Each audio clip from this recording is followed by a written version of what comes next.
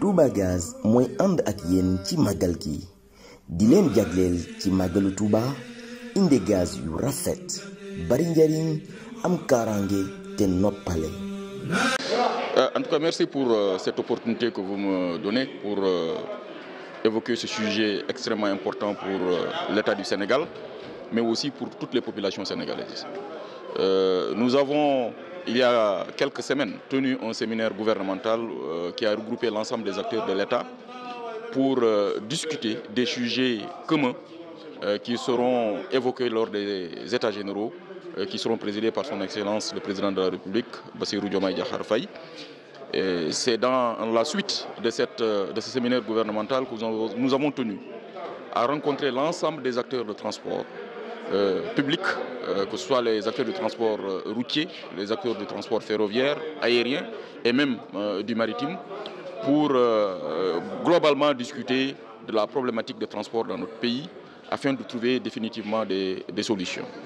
Ce séminaire a pour objectif d'échanger sans complaisance avec l'ensemble des acteurs, notamment les acteurs du transport routier, le patronat, les syndicalistes, les plateformes de chargement comme le port de Dakar, les cimenteries, mais aussi les miniers, mais les concessionnaires de réseaux routiers, les concessionnaires en tout cas qui nous assistent dans le contrôle de la charge à l'essieu.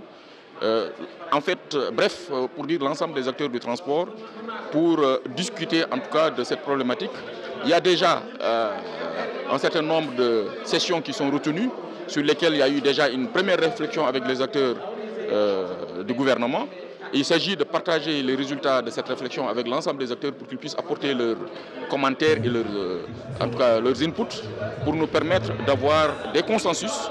Et s'il y a des divergences, qu'on puisse continuer à discuter de ces divergences avant les États généraux, pour faciliter justement le travail qui sera, en tout cas, qui sortira justement de ces États généraux. Si vous regardez globalement le service, on peut dire mal, parce que nous avons tous constaté le nombre d'accidents qui se sont produits ces dernières semaines, avec presque une vingtaine de morts, ce qui est vraiment regrettable. Alors que je pense que si tout le monde s'y met, nous pouvons éviter cela.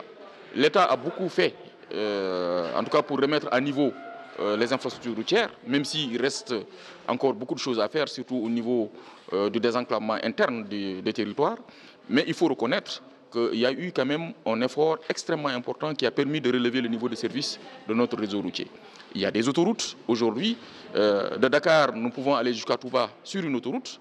Il y a l'autoroute Mbour-Fatick-Kaolack qui est en cours, sachant que déjà l'autoroute entre Dakar et Mbour est mise en service depuis très longtemps. Il y a les corridors qui sont mis à niveau. Et souvent, on entend aussi les gens dire que les routes sont étroites. Je voudrais juste rappeler que techniquement, il y a des données qui nous permettent de dire qu'il faut passer à 2 fois 2 voies ou à 2 fois 3 voies. Le trafic, si je prends l'exemple du tronçon entre Kaolack et Tambacounda, aujourd'hui, même s'il y a un besoin qui est manifesté d'aller à 2 fois 2 voies, n'est pas arrivé au niveau de saturation qui permettrait de justifier cela. Mais nous travaillons, compte tenu de l'importance de la vie humaine, de faire en sorte que ces routes soient élargies en 2 fois 2 voies. Donc ça, c'est au niveau infrastructure. Au niveau des services de transport, là aussi, il faut noter qu'il y a des efforts à faire, surtout par rapport au renouvellement du parc automobile. Et rappelez aussi que les privés qui ont choisi de travailler dans le secteur des transports doivent se donner des moyens pour renouveler leur parc automobile. On ne peut pas accepter que dans notre territoire, dans notre pays, que des véhicules qui ont 30 ans, 40 ans, 50 ans d'âge continuent à rouler. Et je pense que ça, il faut qu'on se le dise de façon très claire pour que chacun puisse prendre, en tout cas, de son côté, les mesures appropriées pour qu'on trouve. L'État aidera.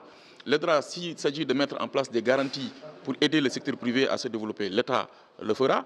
Mais il faut que l'ensemble des acteurs puissent, en tout cas, noter que le renouvellement du parc, d'abord, est une affaire du privé. Ensuite, l'État mettra en place les ressources pour accompagner. Et le troisième volet, c'est nos comportements. Et là, il y a énormément de choses à déplorer. Et nous avons constaté que tous les accidents qui se sont produits, en tout cas ces dernières semaines, sont liés à des défaillances humaines.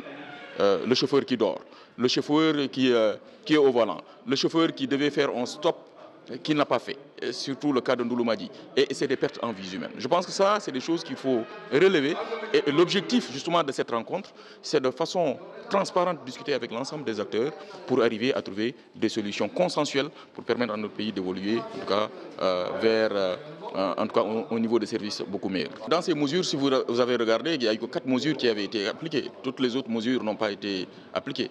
Nous avons fait une évaluation de tout cela, et justement, l'objectif de ces états généraux, c'est de discuter aussi de ces sujets-là dans les différentes sessions, de façon à trouver des mesures qui seront applicables et maintenant pour permettre aux populations, en tout cas, de se mouvoir en toute tranquillité, en toute quiétude, pour éviter en tout cas ce qui se passe sur nos routes. Le nombre de décès sur nos routes est insupportable.